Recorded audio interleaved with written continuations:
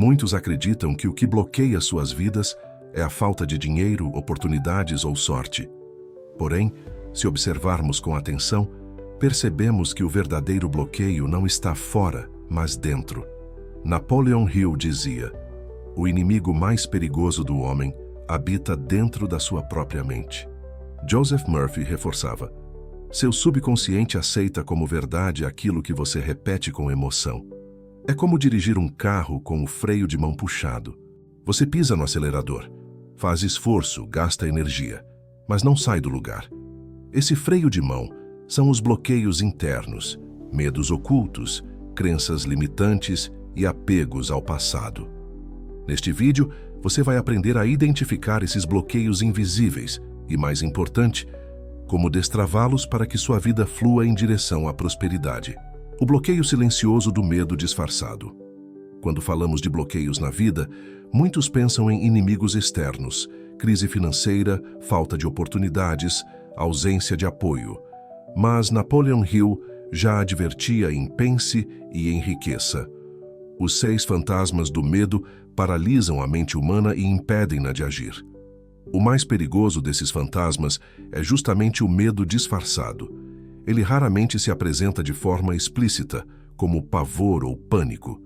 Normalmente ele veste roupas sutis: procrastinação, desculpas, insegurança, excesso de perfeccionismo. É esse medo oculto que mantém milhares de pessoas presas em vidas que não refletem seus verdadeiros potenciais. O medo invisível que sabota decisões. Pense em quantas vezes você deixou de tomar uma decisão importante porque achava que não era o momento certo. Esse adiamento constante não era racionalidade, mas medo mascarado de prudência. Muitas pessoas passam anos alimentando sonhos que nunca saem do papel, sempre à espera de uma segurança que nunca chega. Napoleon Hill identificou 6 formas principais do medo: medo da pobreza, medo da crítica, medo da doença, medo da perda de amor, medo da velhice, medo da morte. Esses fantasmas se manifestam de forma silenciosa, criando bloqueios internos que paralisam. O medo da pobreza, por exemplo, faz com que muitos aceitem empregos que não amam por medo de arriscar. O medo da crítica faz com que outros desistam de projetos antes mesmo de começar, preocupados com a opinião alheia. Joseph Murphy e o Poder do Subconsciente. Joseph Murphy, em O Poder do Subconsciente, explica que o medo repetido é aceito pelo subconsciente como verdade. Se você constantemente pensa, eu não consigo, vai dar errado, sua mente inconsciente começa a organizar a realidade de acordo com esse padrão.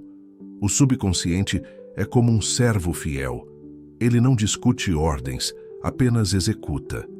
Assim, o medo disfarçado se transforma em um programa silencioso que comanda sua vida.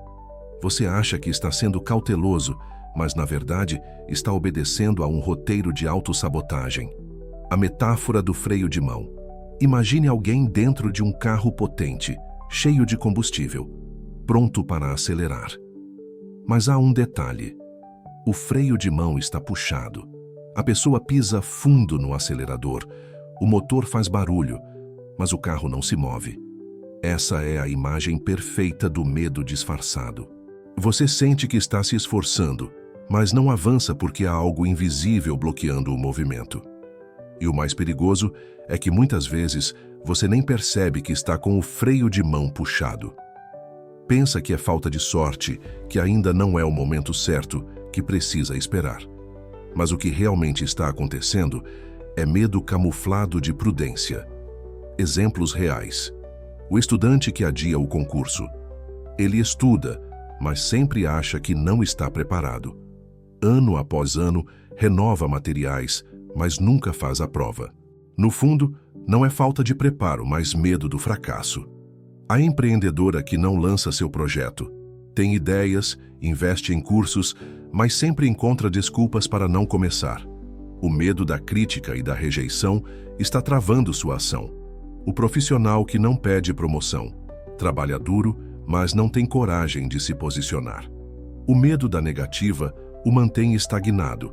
Em todos esses casos, o bloqueio não é externo, mas interno. O medo travestido de prudência. Neurociência e o medo. A ciência mostra que o medo ativa a amígdala, uma parte do cérebro responsável pela resposta de luta ou fuga. Em pequenas doses, o medo protege, mas quando ele se torna constante, mesmo de forma disfarçada, mantém o corpo em estado de alerta, liberando cortisol e adrenalina em excesso. Isso consome energia, reduz clareza mental e gera paralisia. É por isso que muitas pessoas dizem sentir-se cansadas, mesmo sem grandes atividades. Não é o corpo que está cansado, mas a mente que está em alerta constante, prisioneira de medos ocultos. Como quebrar o ciclo do medo? O primeiro passo é reconhecer. Nomear o medo é começar a libertar-se dele. Muitas vezes, o que paralisa não é o medo em si, mas a negação dele. O segundo passo é confrontar. Perguntar: o que realmente estou temendo? Qual o pior cenário? Normalmente, o medo cresce porque não é examinado.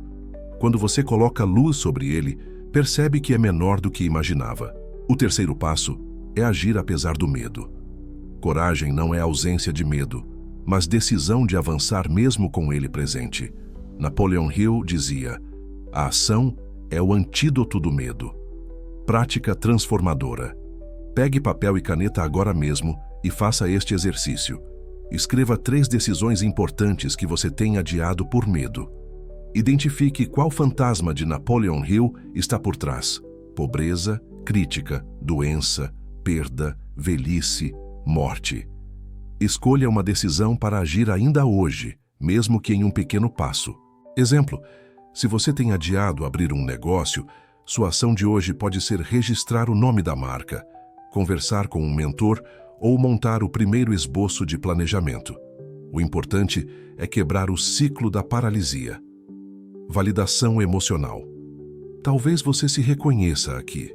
Talvez perceba que está há anos com o mesmo sonho guardado na gaveta, repetindo para si mesmo que um dia será a hora certa. Quero te dizer, não é falta de capacidade, não é destino contra você. É apenas medo disfarçado. E a boa notícia é que você pode começar a destravar hoje. O medo não me define. A ação é o antídoto que me liberta. O peso invisível das crenças limitantes.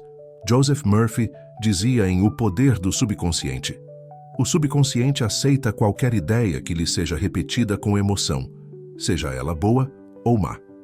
Essa frase revela uma das verdades mais profundas sobre a mente humana. Não são os acontecimentos externos que moldam nossa vida, mas aquilo que acreditamos ser verdade dentro de nós. O que são crenças limitantes? São ideias internalizadas ao longo da vida que funcionam como filtros invisíveis. Elas determinam como você interpreta o mundo, quais decisões toma e até o que acredita ser possível. O problema é que muitas dessas crenças foram formadas sem consciência, a partir de frases ouvidas na infância, experiências de fracasso ou ambientes de escassez. Exemplos comuns de crenças limitantes: não sou bom o bastante. Dinheiro é difícil de ganhar. Rico não entra no céu. Sempre vou ter que me sacrificar para sobreviver. Essas frases repetidas e carregadas de emoção programam o subconsciente.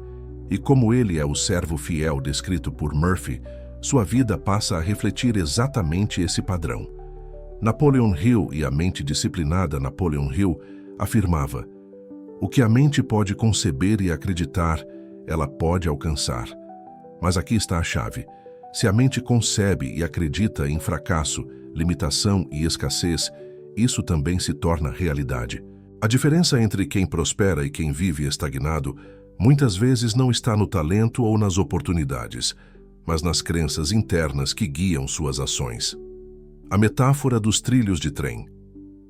Imagine que seus pensamentos sejam os trilhos de um trem. Uma vez que o trilho é colocado, o trem não pode sair daquela rota. Ele seguirá exatamente onde os trilhos o levam. Assim também sua vida, suas crenças são os trilhos invisíveis que determinam o caminho do seu futuro. Se você acredita que dinheiro é sujo, pode até ter boas oportunidades, mas inconscientemente vai sabotá-las, porque seu trilho está programado para afastar a prosperidade. Se você acredita que não merece ser amado, inconscientemente vai atrair relacionamentos que confirmem essa crença. Neurociência aplicada. A ciência moderna reforça essa visão. Estudos em neurociência mostram que pensamentos repetitivos criam trilhas neurais no cérebro.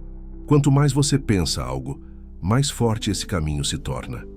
É por isso que frases como "não consigo" parecem automáticas. Elas foram repetidas tantas vezes que viraram hábitos emocionais. Mas aqui está a boa notícia. O cérebro é plástico, ou seja, pode ser reprogramado. Ao escolher conscientemente novos pensamentos e praticá-los com emoção, você cria novas trilhas neurais, substituindo velhas crenças por padrões de abundância. Exemplos reais. A mulher que acreditava que não era boa o suficiente, sempre dizia "não sou capaz", e por anos se contentou com trabalhos abaixo de seu potencial. Quando começou a afirmar diariamente "sou capacitada e guiada por Deus", sua postura mudou. Novas oportunidades surgiram e sua renda multiplicou. O homem que acreditava que dinheiro é sujo, cresceu ouvindo que dinheiro é a raiz de todo mal. Sempre que prosperava um pouco, perdia ou doava em excesso, inconscientemente afastando a riqueza.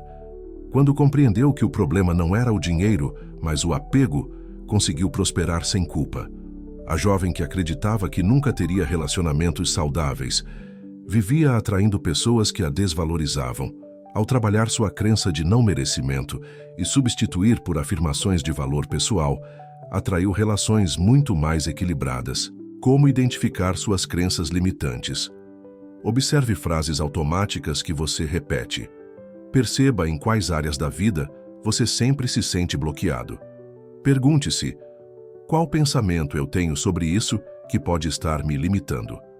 Normalmente, crenças limitantes aparecem em padrões repetidos. Sempre a mesma dificuldade em finanças, relacionamentos ou saúde. A prática da substituição consciente. Aqui está um exercício poderoso para quebrar o peso invisível das crenças limitantes. Identifique uma crença de escassez. Escreva em um papel. Exemplo: eu nunca consigo guardar dinheiro. Substitua por uma afirmação bíblica de abundância. Exemplo: o Senhor é meu pastor, nada me faltará. Salmo 23, 1. Repita com emoção diariamente. Leia em voz alta de manhã e à noite, sentindo como se já fosse realidade. Esse processo, feito com constância, reprograma o subconsciente. Com o tempo, você perceberá que suas ações começam a alinhar-se naturalmente com a nova crença. Validação emocional. Talvez você perceba agora que muitas das coisas que bloqueiam sua vida não são falta de oportunidade, mas crenças silenciosas que você carrega há anos. Isso pode gerar tristeza ou até culpa. Mas entenda, não é culpa sua. Essas crenças foram plantadas por outras pessoas, contextos ou experiências. A responsabilidade agora é escolher conscientemente novas sementes. Eu libero as crenças que me limitam e escolho a abundância de Deus para minha vida. A revelação contraintuitiva. Muitas vezes, o bloqueio é apego ao passado. Quando falamos de bloqueios, a maioria pensa em obstáculos presentes. Falta de dinheiro, de tempo, de apoio. Mas muitas vezes, o que realmente paralisa não é o presente, e sim o passado ao qual estamos presos. O apego às feridas antigas. Quantas pessoas vivem presas a erros, mágoas e experiências dolorosas? O passado, quando não é ressignificado, age como uma âncora invisível. Você tenta caminhar para frente, mas algo o puxa para trás. Napoleon Hill dizia: cada adversidade traz consigo a semente de um benefício equivalente. Mas essa semente só floresce se você para de olhar para trás e decide plantar no presente. O problema é que muitos insistem em revisitar constantemente antigas dores, como quem abre uma ferida que já poderia estar cicatrizada. Outros permanecem presos a identidades ultrapassadas. Eu sempre fui assim. Na minha família nunca deu certo. Eu já fracassei uma vez, não posso tentar de novo. A metáfora da mala cheia. Imagine que você está prestes a embarcar em uma viagem que pode transformar sua vida, mas você insiste em carregar uma mala pesada, cheia de roupas velhas rasgadas, que já não servem mais. Na porta do embarque dizem: você só pode levar uma mala. Para seguir viagem, você precisa soltar a antiga. É exatamente assim com o passado. Enquanto suas mãos estiverem ocupadas segurando culpas, ressentimentos e mágoas, elas não estarão livres para receber o novo. O perigo da identidade no sofrimento. Há quem tenha feito do sofrimento uma identidade. Essas pessoas se definem por aquilo que viveram. Eu sou o traído, eu sou o abandonado, eu sou o que não conseguiu. Elas se agarram ao passado como se fosse parte inseparável de quem são. Mas, na verdade, isso é uma prisão emocional. Joseph Murphy dizia que o subconsciente é moldado pelas imagens que mantemos vivas. Se você revive o passado constantemente, seu subconsciente entende que essa é sua realidade e recria situações semelhantes. Exemplos reais. O empresário falido. Depois de perder tudo em uma crise, ele nunca mais teve coragem de arriscar. Sua mente estava presa na identidade do fracasso. Quando finalmente entendeu que o erro era um aprendizado, começou pequeno novamente e reconstruiu sua prosperidade. A mulher ferida em relacionamentos, depois de uma traição, passou anos desconfiada, incapaz de abrir-se para o amor. Carregava a ferida como prova de que ninguém era confiável. Só quando decidiu perdoar e se libertar da mágoa, encontrou um relacionamento saudável. O jovem rejeitado na infância. Sempre se sentiu inferior porque ouviu frases negativas dos pais. Levou isso para a vida adulta, recusando oportunidades por medo de falhar. Quando trabalhou a cura interior e substituiu a identidade de rejeitado por amado e capaz, sua vida mudou radicalmente. A psicologia do apego. A mente humana tende a se apegar ao conhecido, mesmo que seja doloroso. E isso se chama zona de conforto emocional. É o paradoxo. Preferimos a dor familiar ao desconhecido da cura. É por isso que tantas pessoas permanecem presas ao passado. Não porque querem sofrer, mas porque têm medo do novo que o futuro pode trazer. Como transformar o passado em combustível? O passado não precisa ser um peso. Ele pode se tornar energia para o crescimento. Mas para isso, precisa ser ressignificado. Napoleon Hill ensinava que toda derrota contém uma lição. O problema é que muitos focam na dor e não no aprendizado. A chave está em olhar para trás e perguntar: o que eu aprendi com isso? Como isso me fortaleceu? Assim, cada cicatriz deixa de ser um lembrete de dor e se torna um troféu de superação. A prática transformadora. Pegue papel e caneta e faça o seguinte exercício. Escreva uma experiência dolorosa do passado que ainda pesa sobre você. Liste 3 aprendizados que essa experiência trouxe. Talvez tenha aprendido a valorizar mais as pessoas certas. Talvez tenha se tornado mais resiliente.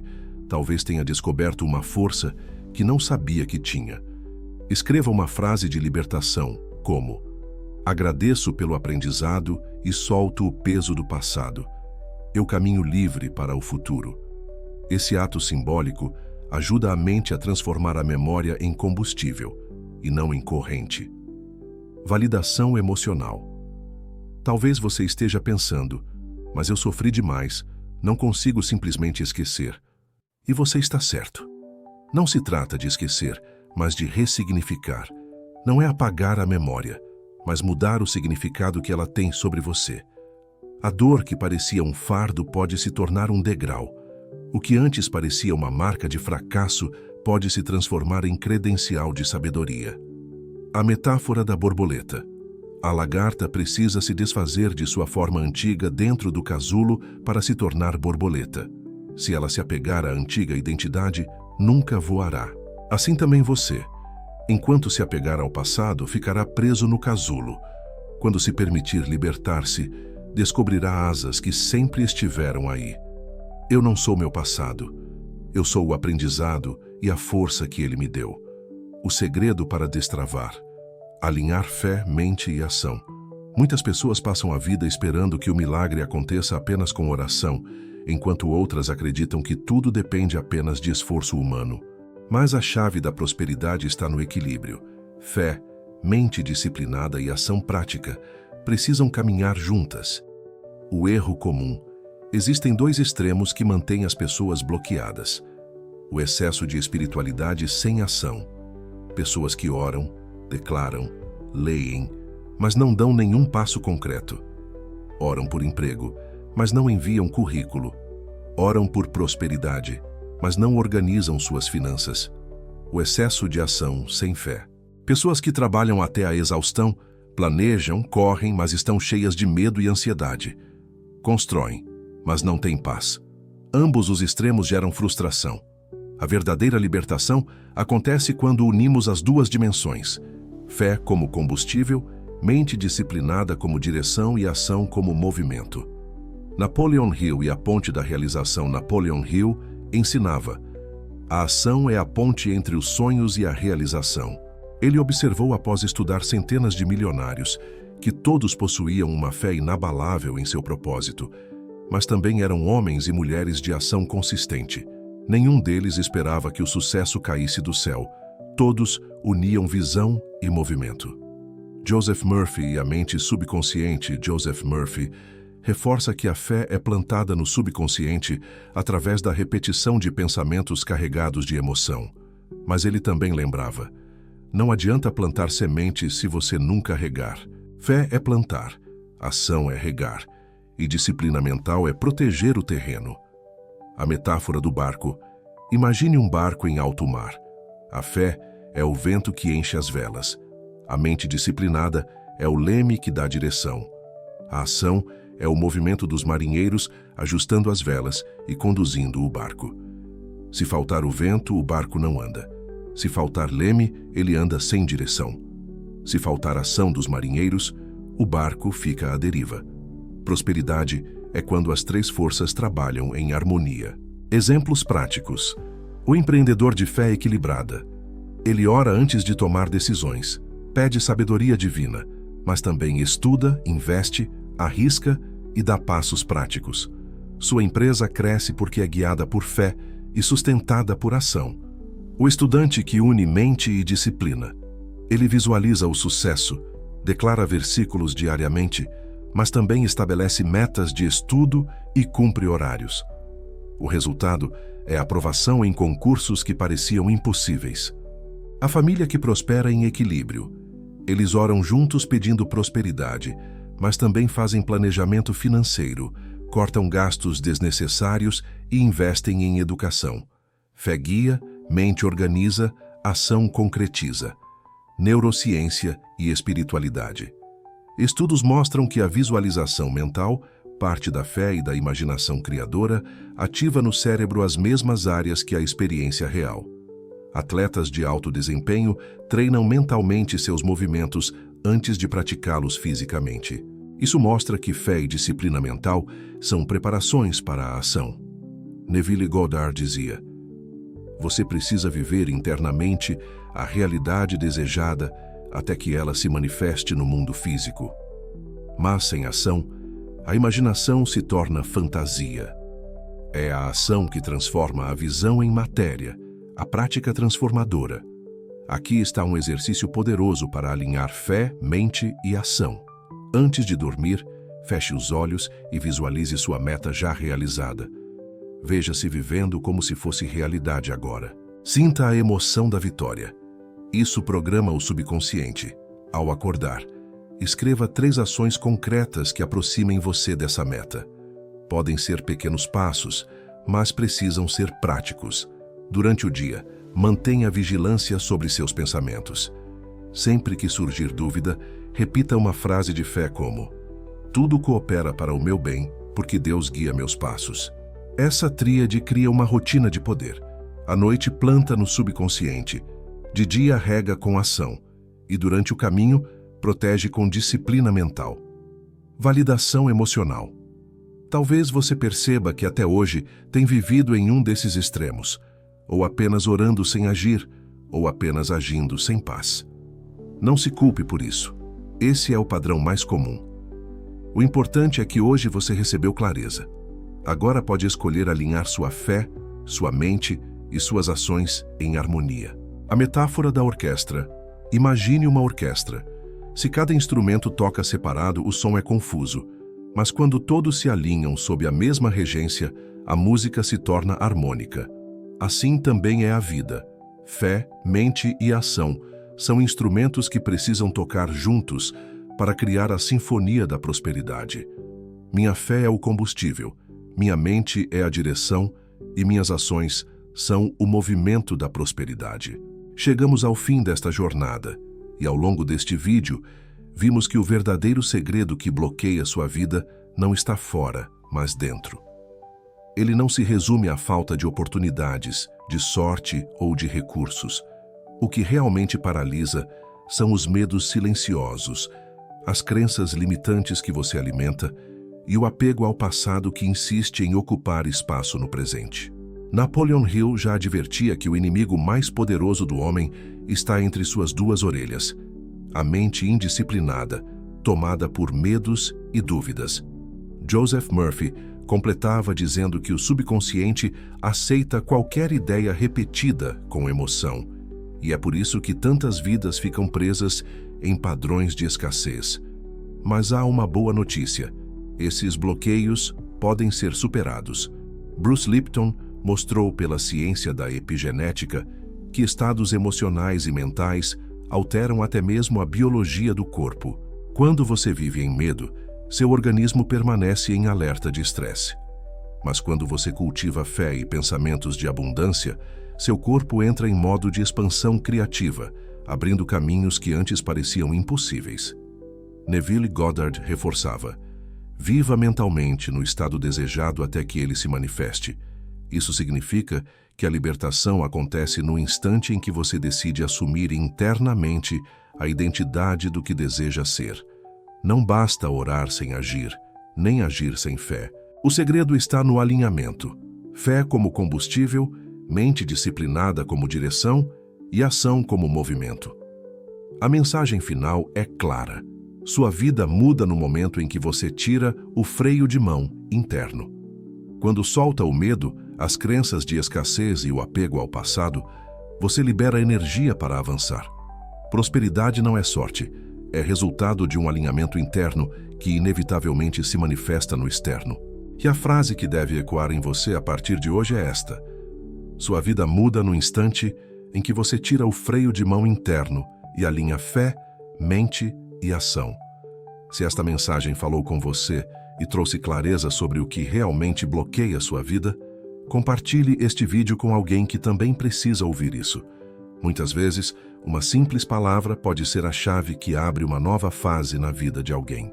Inscreva-se no canal para continuar recebendo ensinamentos inspirados em Napoleon Hill, Joseph Murphy, Neville Goddard e outros mestres que mostram como unir espiritualidade e prática diária para transformar sua realidade.